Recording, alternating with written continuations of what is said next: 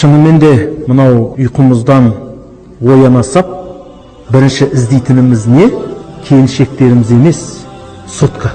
Соны іздейміз ғой бірінші. Түні ойы не келді сондағы ойымыз? Кім не жазды? Ал ес біліп балағатқа толғаннан бері біз Құранды солай ашуға асықтық па? Пайғамбардың сүннетін оқуға солай асықтық па? Солай біз өзімізді қазір сәл тежеуіміз керек. Мен неге хадис кітабына ұмтылмайым? Мен неге Құранға ұмтылмас? Неге мен тәжвид оқымауым керек? Неге мен мына бір күсек темірге қадалып отыруым керек?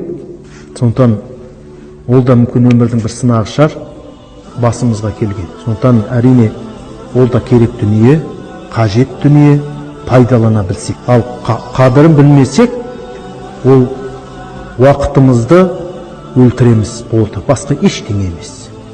Ол уақыттың қайтып келмейтінін және сен